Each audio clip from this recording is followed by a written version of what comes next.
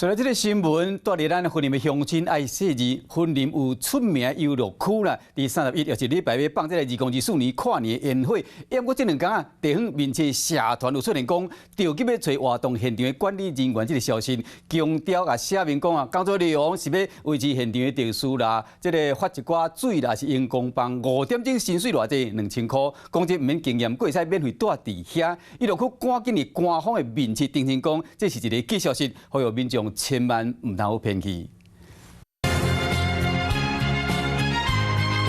随着要跨年呀，婚林有名娱乐区有跨年宴会加无人机888表的表演秀。不过这几天地方民间社团却跳出这个消息。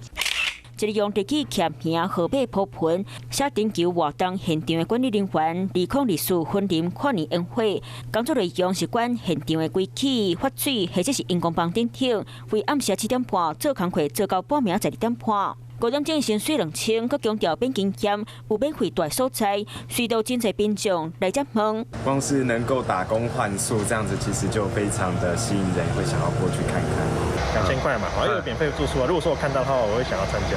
某人这期年会个人限制25到45岁，有犯法的记录。想到对方嘛回应，过年天气冷，惊靠年会早暗温差，身体无爽快，看起来真合理。不过娱乐区伫咧官方面前背回，这是假消息。跨年的准备工作呢，建湖山世界也都已经准备完毕了。那如果大家在网络上有看到一些征才的讯息，可能要请大家要小心求证。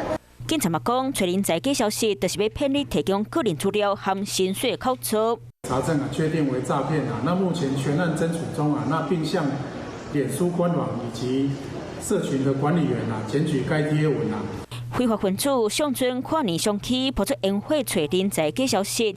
警察提醒，若是找人才条件稍好，或者是唔是由业者写的文章，上好直接向业者问清楚，较袂防骗。Hello， 我是易景，想要抢先掌握最及时的新闻资讯吗？赶快订阅、按赞、开启小铃铛，锁定华视新闻的 YouTube 频道。